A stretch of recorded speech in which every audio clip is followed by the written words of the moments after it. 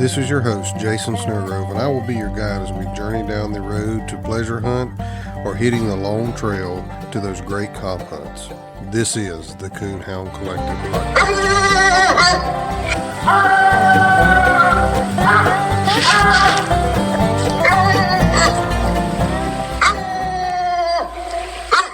All right, we got Curtis Buckner on the line. Curtis, how's it going? It's going great. How are you, Jason? I'm good. Hey, we're talking about some dog food tonight, and we're kind of putting something together here and just trying to get some kind of a survey of what everybody's feeding. I already know what you feed, but go ahead and tell us what you feed and what you fed before you fed this. I feed Extreme Dog Fuel. I feed the Elite Nutrition, the 30-20. Yep. I like the 30% protein to 20% fat.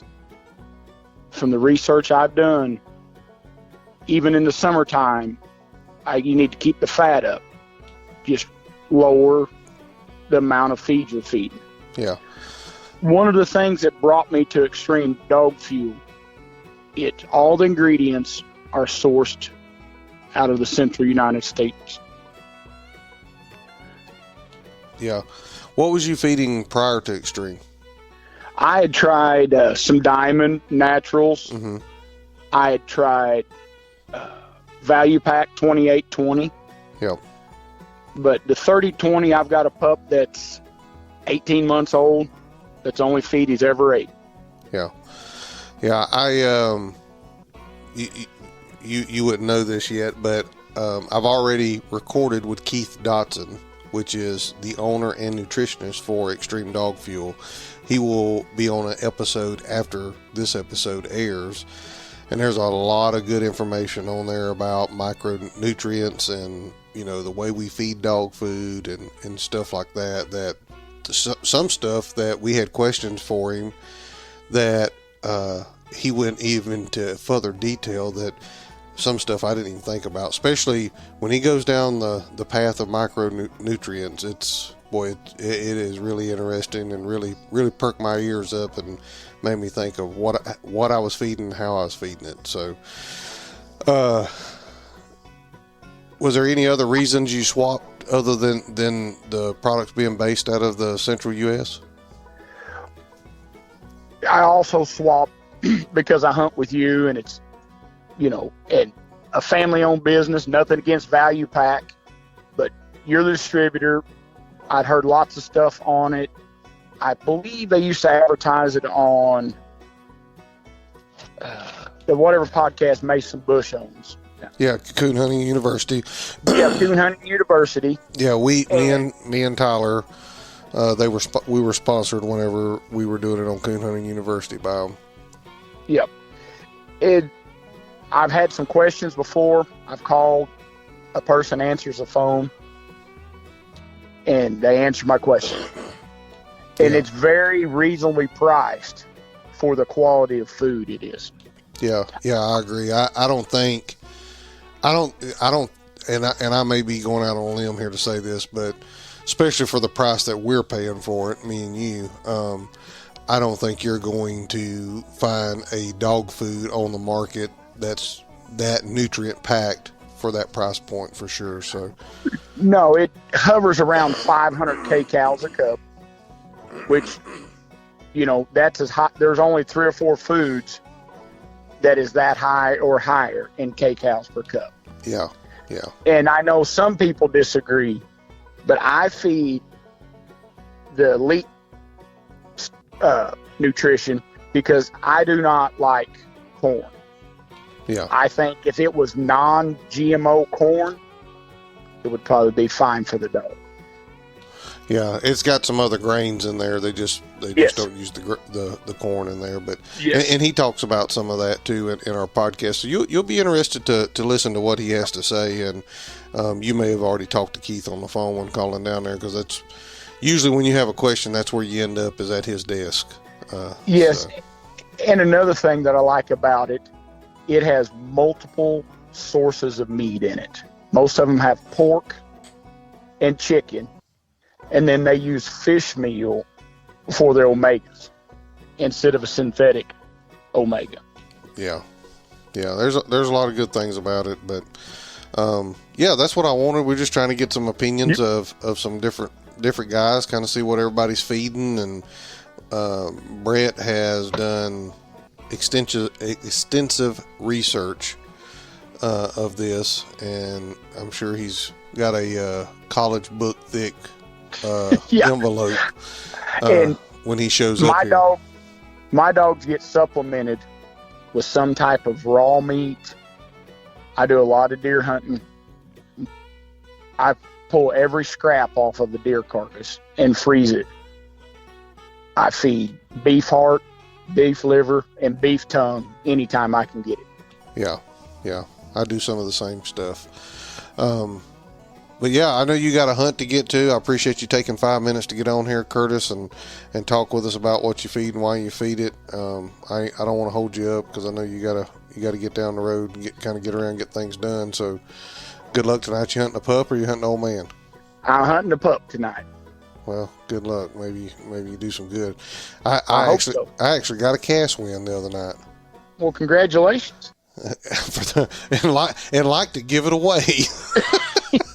Yeah, I went to the Bear Creek and hunted 2 nights and got beat both nights. How was the hunting? It was the first night we just got a guide that didn't put us in great hunting. The second night the dogs just got spread out. Yeah. And I had to leave my dog. He was 17 months old at the time. He left a tree. He'd been there about 45 minutes. Yeah. Well, I went to Aaron's Tuesday and hunted in the wind, and right out of the cut, I had Creeper get treed with another dog, and then had a coon, and we cut off of that, and he got in there by himself, had another coon. So, well, pretty good night. Here comes trouble, so I'll let you go. All right. Talk to you later, Jay. See you. Bye. All right, we're back. That was a long coffee break, but as y'all have heard me talk about, Brett can't go very long without eating, so he had to have some coffee, a snack, another snack, another cup of coffee. So, yeah, I know it's been a week, but that's about how long it takes to get him back up and going. So, hope you enjoyed part 1. Part 2's coming up. I'm going to hush and get off here. I hope you enjoy it. If you did, leave us a review wherever you're listening to this podcast, or give us a comment on Facebook. Thanks again for listening. Hope you enjoy. All right, we're back from our little break. We had to go refill our coffees, and we are. I need some sugar. Well, there's sugar in there. Mm-hmm. Oh, yeah, you got sugar. Got it from that birthday cake in there. Yeah. All right, we're going to talk about. Well. What?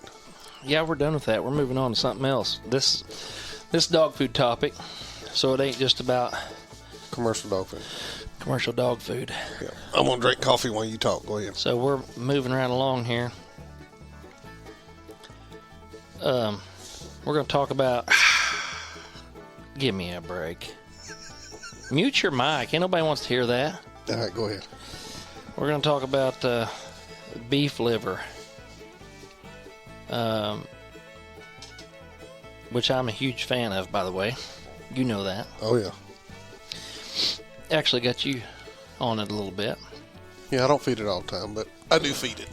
Well, one thing that we must never forget is that our hounds are nothing less than an elite athlete, comparable to a triathlon. Like me. You can't, like you. And you can't get the most out of an elite athlete, though, on a couch potato diet. Whoa. So. No golden arches? Leaves you out. But we demand so much physically from our hounds that we must provide them with the best of nutrition. Agreed. And that's what we're on here on the dog food, and that's what the main goal is feed the best providing that you can them afford to feed. To feed them the best of nutrition. Yep. And I'm going to let out one of my secrets. Oh, no. Yeah. I'm going to let one out. I can't believe it. I've got 2 of them. But I'm only telling you one. You're laughing, but I really do have 2 secrets. That I don't even know? Yeah, you know about one of them. But I don't know about the other one. Yeah, you know about the other one too, Oh, but okay. I'm not going to bring it up. Man. Okay. But anyways, one of my secrets is beef liver. Yeah. And a lot of guys are probably going, yeah, I already feed it or whatever. But I'm a huge fan of raw beef liver. I mean, it's a great source of several nutrients, and I'm gonna read some of this stuff off to you too. It's a micronutrient powerhouse. Angel loves it. And most of them do. Belle hates it. She will literally pull it out of the dog food bowl and drop it on the ground. Really? Yep, she hates it. She- She'll go back and eat it later, but she won't. That's last. She ain't right. Not only is it a micronutrient powerhouse, it provides high quality protein. A lot of it. Chronic stress depletes nutrients in our hounds' bodies. B12 and B9 are two of those. 1/4 of beef liver is made up of protein. Being an animal-based protein, it provides all the essential amino acids. An amino acid is a building block that makes up proteins, and essential amino acids must come from food. Some of the nutrients that's found in beef liver that are extremely valuable is vitamin B12. B12 helps formation of red blood cells. Vitamin A is important for healthy vision, immune system, also reproduction. Maybe you need to be eating some beef liver. For my vision, Yeah. I do eat beef liver. Well, I ain't eating it. I like it. I don't like it. It also helps the heart function properly too. Riboflavin, which is your B2, it's important for cellular development and function, and it also helps turn food into energy. B9 is folate, is an essential nutrient that plays a role in cell growth. Iron is loaded with iron. Iron is another essential nutrient, helps carry oxygen around the body. Copper acts like a key to activate a number of enzymes, which then help regulate energy production, iron metabolism, and brain function. It's also an excellent source of niacin, B6, phosphorus, zinc, and selenium. But this beef liver, I'm telling you, if you're pushing a dog hard and you're running up and down the road and you're hunting a dog hard, get them used to eating it and start feeding it. I promise you one thing, you won't regret it, and you're gonna see a lot of noticeable differences, I think, in overall health of the dog and definitely performance. It's unreal. The next thing we're going to hit on is anemia. Mm-hmm. If your dog is anemic, their blood has a low level of red blood cells. Another thing red blood cells carry oxygen from the lungs to the rest of the body. Dogs with anemia are tired or weak, may experience shortness of breath, constipation, loss of appetite, and weight loss. A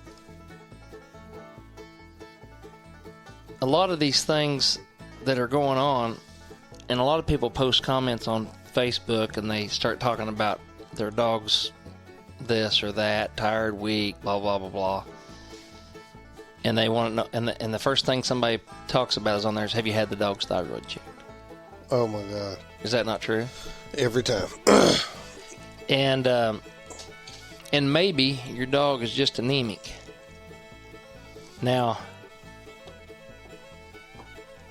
I had a situation with a dog, and I had this brought to my attention years ago from a racehorse guy that I know.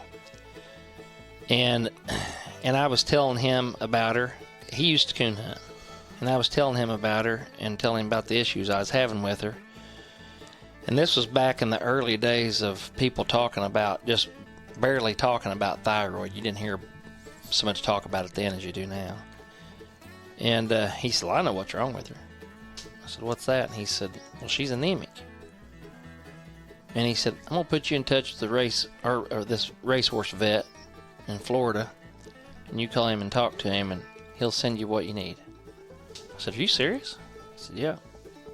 So, anyways, a substantial amount of vitamin B12 and iron in beef liver can be real helpful for those that are at risk for anemia if you want to reduce it.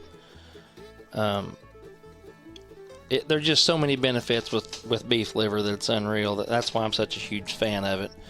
I'll go as far as saying this. I think you could feed, and this is gonna really make people. This is gonna roll heads probably, but I think you could feed the cheapest, lowest quality dog food to a dog and give them beef liver and the right amount of raw meat and like a raw meat diet, partially with some lower grade dog food, and I think you'd be just fine. Maybe. Because I'm a raw dog food. I'm a big fan of this raw dog food stuff, raw meat. Another thing I want to note on anemia is they're more likely to have thyroid issues if you got a dog that's got anemia. We've got a buddy that has a dog that's got anemia. I'm not going to bring it up or talk about it, but his vet helped him out on that. She's anemic, so he's been treating her for that. I just can't stress enough of how valuable that I personally think that beef liver is. Yep. These dogs are such elite athletes, and I mean it's unreal how much we demand from these dogs. And I just don't think they're properly. A lot of them I don't think are properly fed. A lot of people are just laughing. Oh, I'll feed 4 cups of whatever, and I ain't changing. It is what it is, and that dog's going to operate for me or else. That's all he's getting. Well, that's fine. That's your deal. Another topic. This is as big as the dog food topic in itself. And you throwing it in the middle. Yeah, we're going to throw this in the middle of this a little bit.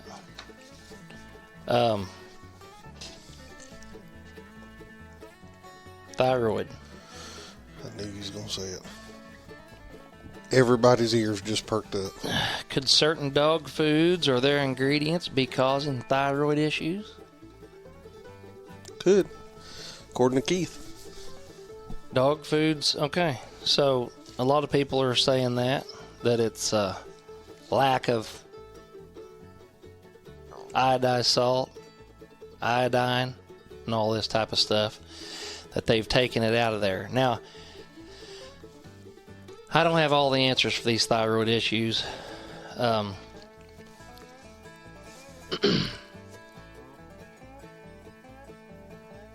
But I want to interject a few things about it. It's just food for thought on a lot of this. The first thing that people want to do when they have a dog that they get it tested because of just the craze of this low thyroid, everybody's like, your dog's got a thyroid problem, or you need to get your thyroid checked. Have you had the thyroid check? They take it to the vet. Low thyroid. I don't know that of anybody that hasn't had a dog checked that didn't have a low thyroid.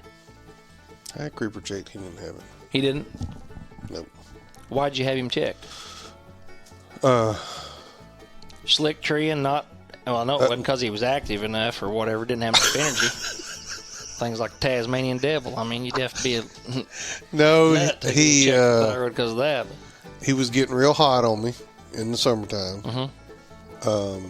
Like real hot. Yeah. And he was missing some. And so, me personally, before I go to correcting a dog, I want to make sure the dog is healthy. I want to make sure, well, we went through this with another dog that I ended up sending to Mississippi. Mm-hmm. I want to make sure that dog's healthy. I don't want to be out there correcting on a dog that don't feel good, that ain't going to perform, that's got another issue going on that I could fix. We haul these dogs up and down the road. Sometimes, depending on the time of the year for me, we're hunting 5, 6, 7 nights a week. We're going to hunts. They're in the dog box. They're out of the dog box. They're here. They're there. Before I go to correcting on something, I want to make sure it's right. So I took Creeper to the vet and had a full blood panel done.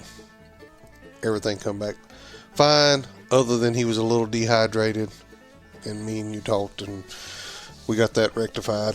That still ain't helped him from getting hot, but I think that's just because his heart beats that fast. I don't know. He's just a little high strung. He's weighing 440. If you want one that moves around, hustles, I've not been with many that can out hustle him. That's for sure. You're telling the truth on that. I ain't saying he's the most accurate dog out there, because he's not, but I think Angel is way more accurate than he is. But when it comes to hustle, if you're still in the game at the end of a hunt, if you ain't got so much minus, you're out of it, and you're still in the hunt at the end, he can put that coon on you to beat you. I mean, he moves that good. Mm-hmm. But he was getting hot on me. Of course, I was hunting in June, July. It was hot, real hot. I mean, we turned loose one night. It was 90-something degrees. And he trees a little. Of course, I'm different than probably any other coon hunter out there. Everybody wants to see them standing on the tree and treeing 200 barks a minute. I want to see them standing on the tree and don't let me get caught by the two. And have a coon. Yeah. I could care less how many barks a minute they bark. Just don't get me minus on the tree. Yeah, I know. How you are. So, but he don't tree that way. And I mean, it was cool the other night. And he stayed treed a long time in that wind up on a ridge, wind blowing on him. And when I got to him, he looked like he had swallowed an antacid tablet. He was foaming at the mouth, had foam all over his collar. So, anyway, that's why I had him checked. Okay. And I didn't specifically ask up front for thyroid. I said, I want a full blood panel done. Mm-hmm. And she asked some questions, and I said, this, and this, and the thyroid, and I think I asked about tick-borne diseases, stuff like that. So go ahead with your thyroid issue. Well, we got everybody listening. The thyroid gland in dogs plays a crucial role in regulating like various bodily functions and stuff, including reproduction. And so we've been talking a lot about reproduction with this dog food and missed heat cycles, yada, yada, yada. So let's delve into some of the specifics on this. The thyroid function. The thyroid gland, everybody knows where it's located on the dog's neck. It produces essential hormones such as thyroxine, which is your T4. Yeah, I got one. And other thyroid hormones. These hormones act as the body's metabolic regulators, influencing processes like digestion, skin health, heart function, brain activity, and muscle function, and reproductive organs. Huge role. So, you've got hypothyroidism, okay, which is low thyroid function, and that occurs when a dog's thyroid glands fails to secrete a sufficient amount of thyroid hormones, all right?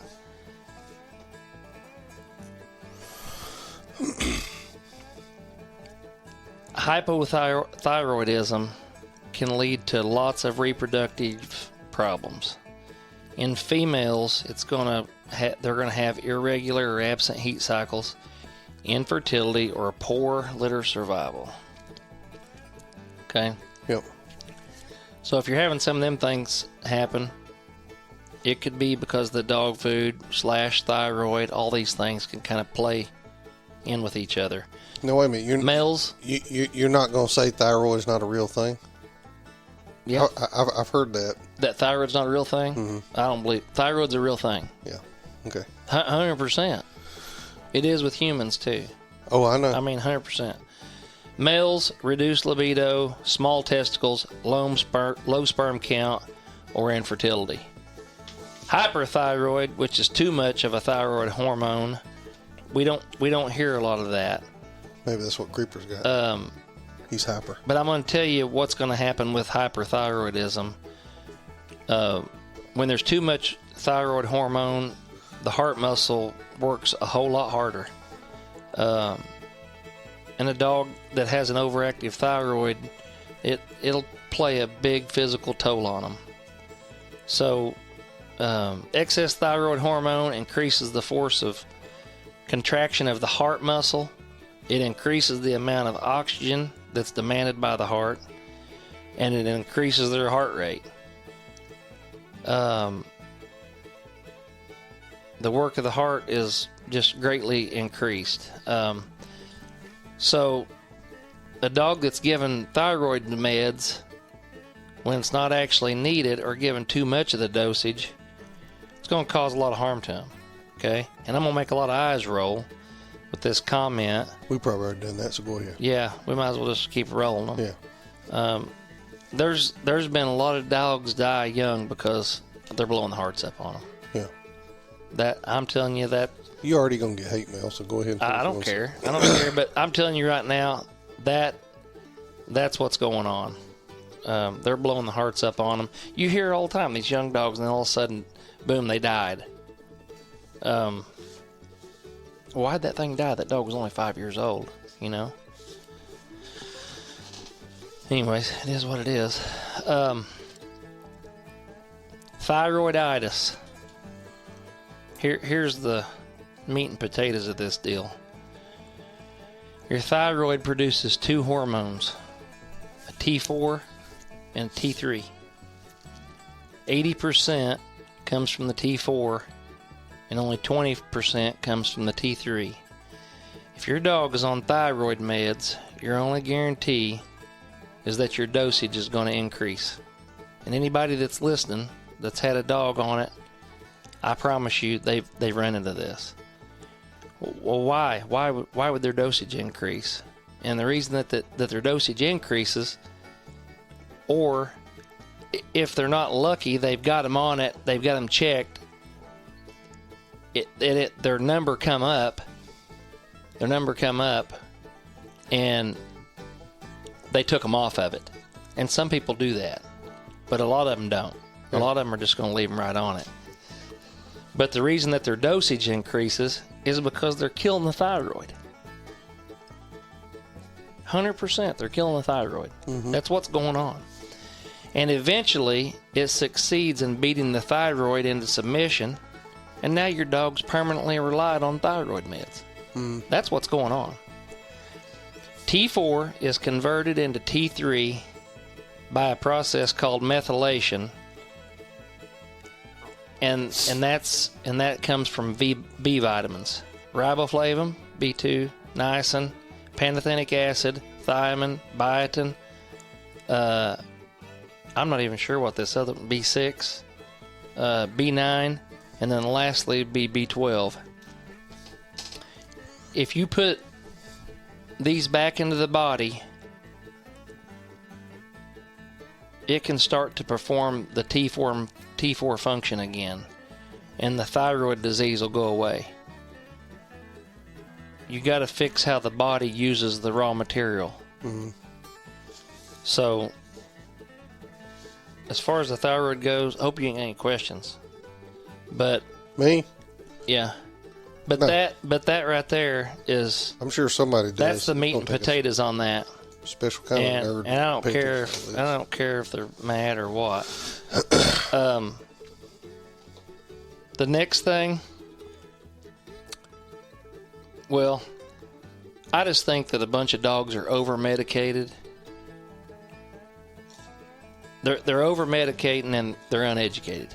And one thing. I'm just. And one thing that Keith talked about when you're talking about over medicated. Over supplemented too.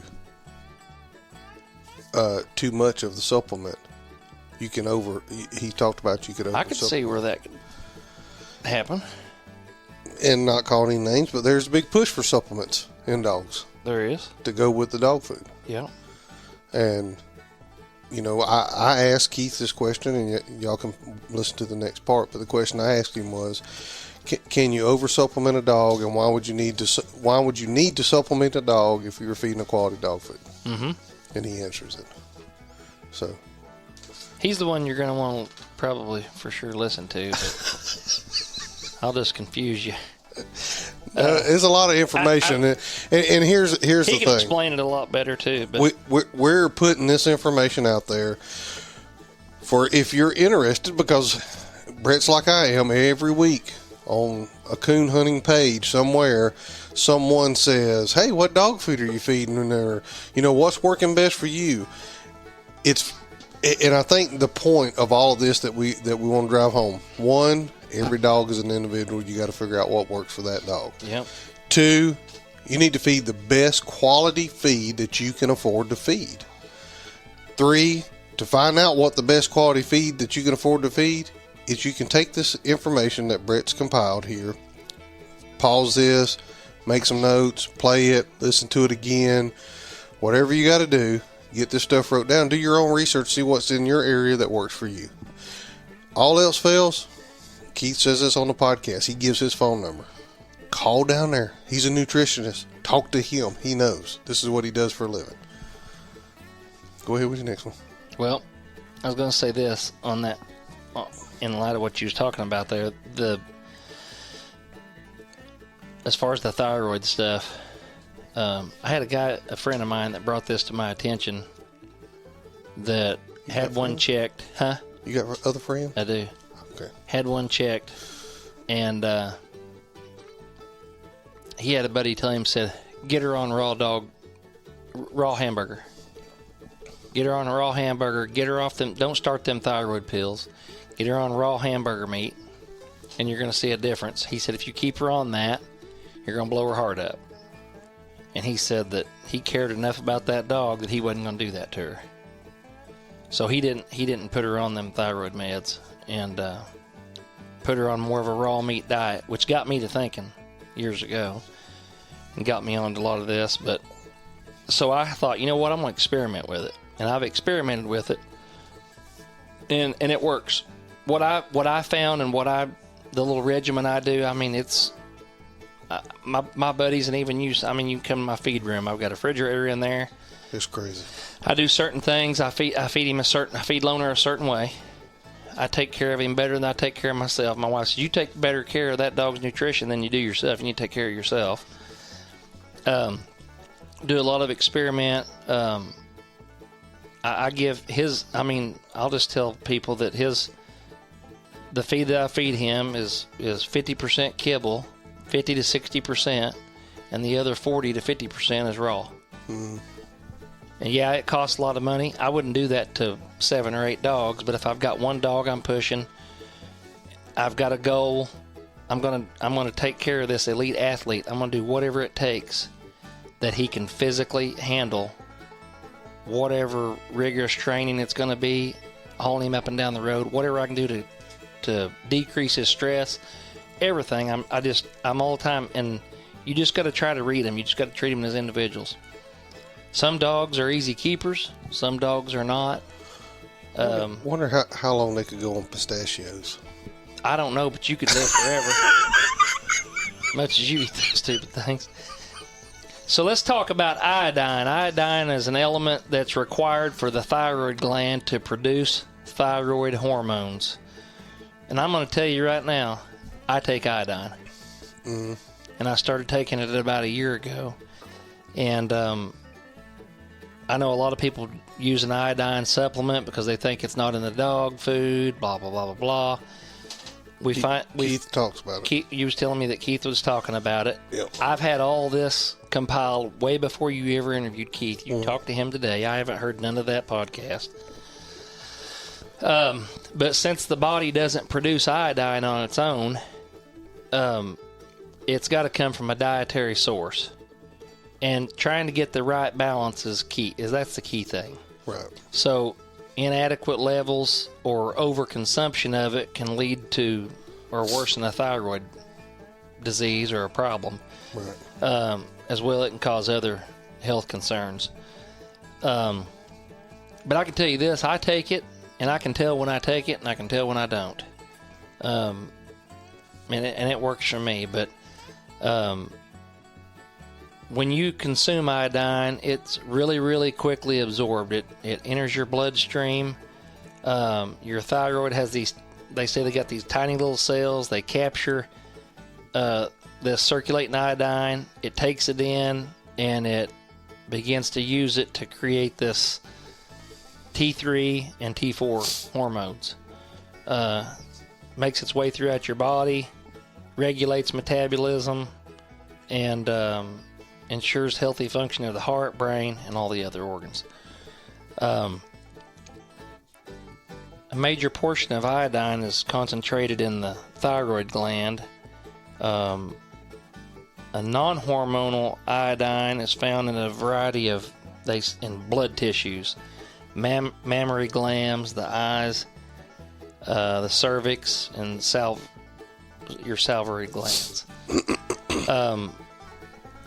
Levels of T3 and T4, as well as thyroid stimulating hormone, which is the TSH, is influenced by two that are out of normal ranges, can lead to issues such as hypothyroidism and hyperthyroidism. And the complications related to having an underactive or overactive thyroid. And this can occur because of different reasons of taking too little or too much. So you can get, so people that's adding iodine, because there's guys that are doing it, they're adding iodized salt or they're adding iodine drops or whatever it is, you can overdo it. So you're going to have to do the math, or you're just going to have to trial and error it and figure out how much to add, how much not to add. I just always call you. Well, I don't have the answer for all of it. I mean, I know the intake, because iodine, you can get iodine in iodine-rich foods and feed your dog instead of just giving the drops. But a healthy intake of iodine for a dog, they say, is 300 micrograms per 50 pound of a dog per day. 300 micrograms per 50 pound dog per day. That's a little bitty gram. Microgram, yep. Yeah. Not to be confused with milligram. Here's some, so some of the best iodine-rich foods, and I know some guys that use this as a supplement, and I've tried it, but I haven't never stuck with it, or I don't know why. I've just got my thing that I do, and I just stick with it. It works. Salmon oil, 1 ounce of salmon oil has 11 to 15 micrograms. That's not very much oil. Turkey has 30 micrograms. Liver has 32. This is going to surprise you. Raw milk has 56 micrograms in 1 cup. Really? Yep. That's like raw unpasteurized? Yep, raw milk. And eggs, 24 micrograms, 1 large egg. Tuna, 3 ounces, 17. Other sources of iodine for dogs: beef, chicken. I like chicken. Me too. Especially now, fried. Man, there is a lot of stuff. There is a lot of stuff on iodine that you can go down iodine rabbit trails. The potential dangers of having too much iodine for dogs goes along with what I was saying a while ago, the hyperthyroidism in dogs. It occurs when the thyroid gland becomes overactive, produces an excessive amount of thyroid hormones. This can cause various symptoms: weight loss, increased appetite, restlessness, and a rapid heart rate. So you got to be careful with this iodine supplement. Enough of the iodine. We was talking a while ago about the raw dog food deal. Yep. And I've talked to several guys about this. I've heard other guys say that they've done certain things. Some guys, not very many people. It's not real popular, but I have experimented with it a lot, and that's what a lot of people just needs to do. I can't remember who this was. I can't even remember who it was, but he feeds raw chicken, bone, legs, thighs, whatever. And if you do that, you want to cut back on your dog food, because I can tell you right now, even if you're hunting them, you're going to notice a few things. Is they're not going to drink as much, and they're going to get a lot of moisture from that. And you just think about that dry kibble. Yeah. Eating that versus something that's got a lot of moisture content to it. And plus, we had an old vet up here. He said that, dogs need bone. And he's an old school guy, and that dog needs bone. They get a lot of things from calcium, lots of different things from the bone. And with this raw chicken, and I've done it. I've done it in the summer. In the summertime, it's really, really good. And so you can, if you supplement it in there, you can just feed half of the amount of dog food you're feeding and throw a chicken leg in there with it. Some of them will get to where they ain't used. It takes a little bit. Some of them like it, some of them don't. But a lot of times, like Loner, what he'll do is he'll bite it once. It'll basically, you can hear it crunch, break in half. And then when he swallows it, he just swallows it in two big chunks, or he'll swallow the whole darn thing. Yeah. But it ain't bad for him. Cooked chicken bones is what splinters. Raw, uncooked chicken bones raw ain't gonna hurt a dog. Yeah. Their body will digest it. So I've done it. But that bone is like encased with all that meat. Yeah. So when they break and swallow it, it don't hurt them. Well, I done it with Creeper, trying to get over the dehydration problem, and it works. Yeah, it does. And plus, they don't drink as much. And plus, he don't. When you give him dry kibble without it being water baited, yeah, he looks at you funny because since he's lived at my house, he ain't ate a whole lot of dry kibble without it being water in it.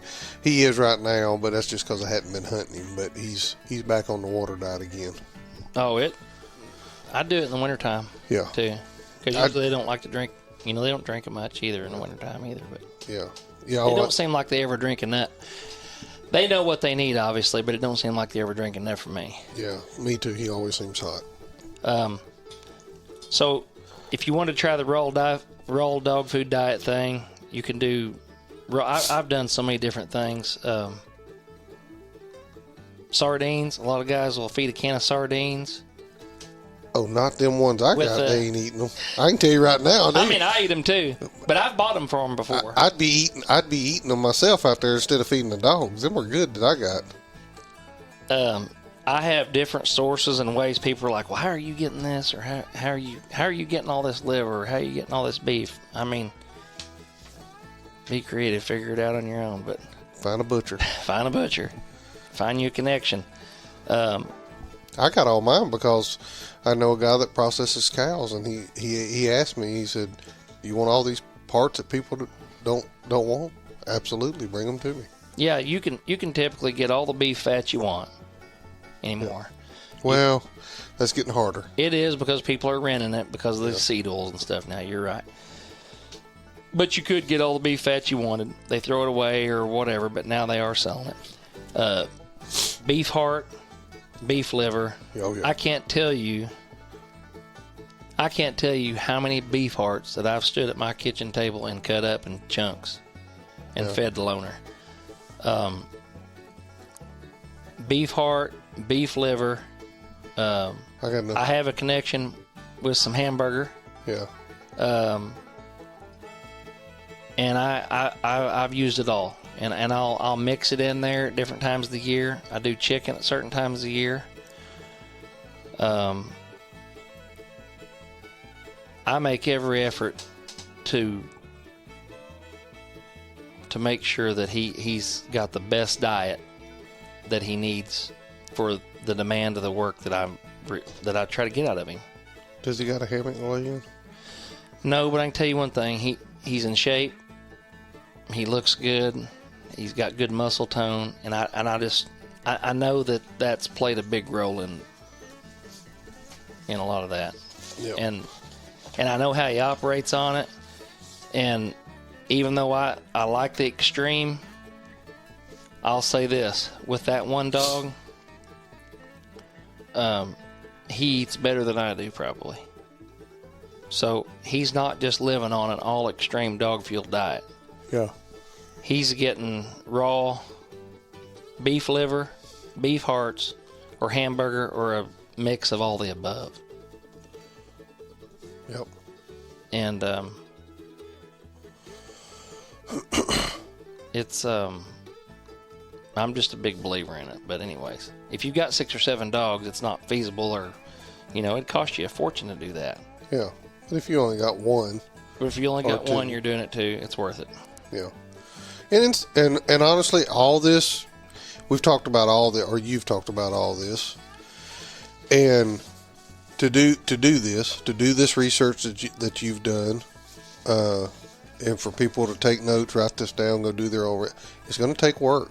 To feed part kibble, part raw food, it's going to take extra work on your behalf to do it. You're not just going out there scooping up a cup or 2 cups or 3 cups or 4 cups of kibble and dumping it in a bowl. You kind of got to prepare for this, and I go through phases with mine.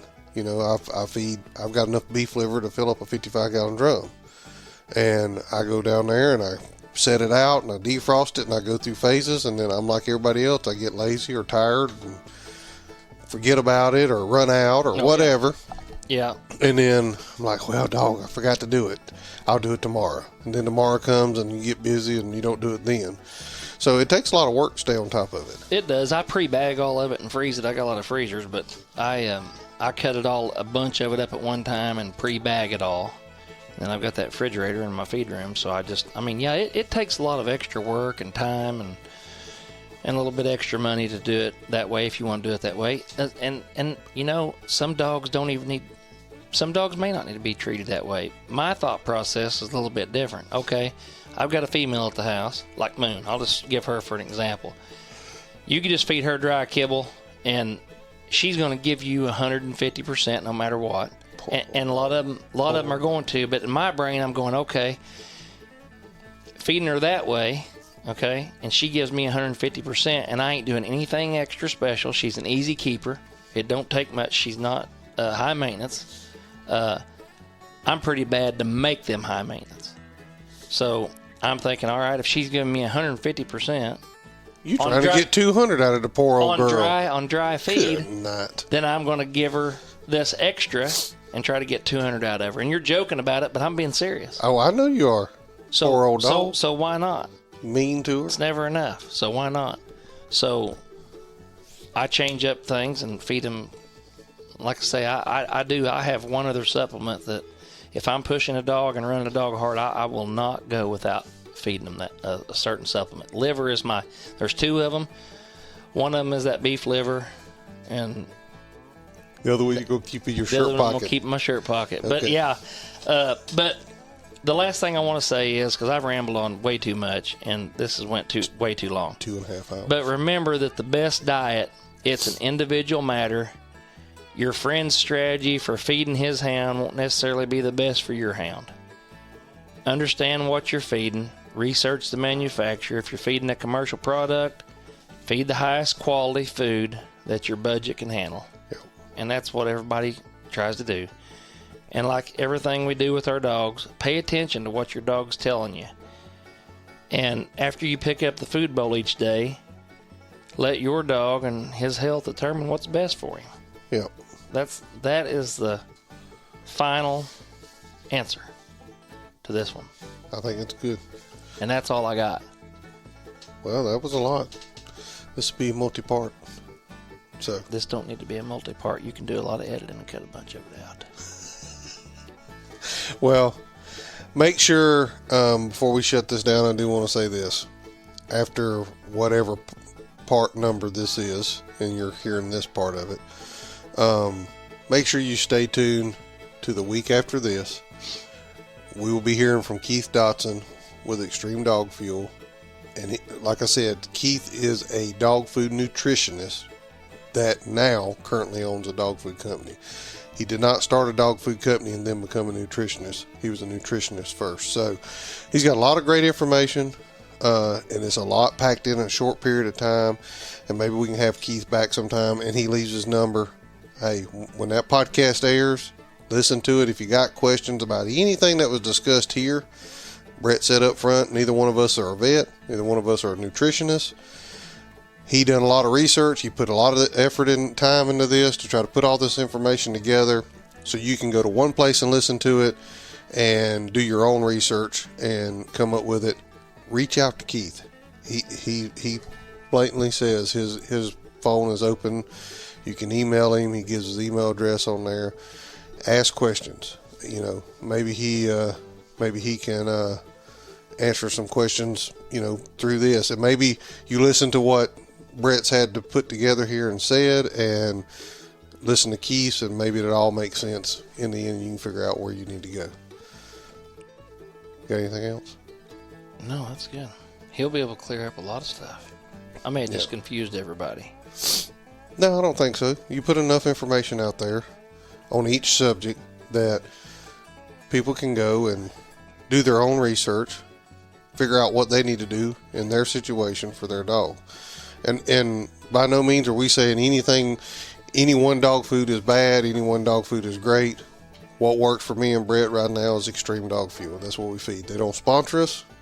They're welcome to. Any dog food company is welcome to. I doubt they will after today. But any dog food company is welcome to. I'm just saying every person is different. Everybody has different experiences. Just like we talked about with some of the other dog food brands. That's what works for us right now. It's working for all the dogs that we have. And the other guys that I know that are feeding it, it's working for them. So you can go check it out, do what you want to with the information. I've fed it for over 2 years. Yeah, and I've been feeding it for... And I don't have no reason to change. 3 or 4. As long as I can get my hand on it, that's what I will feed. No questions. And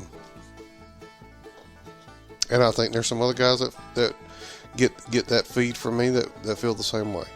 Yeah, they do. We got Chops on it. Yeah. He's kind of a hard sell, too.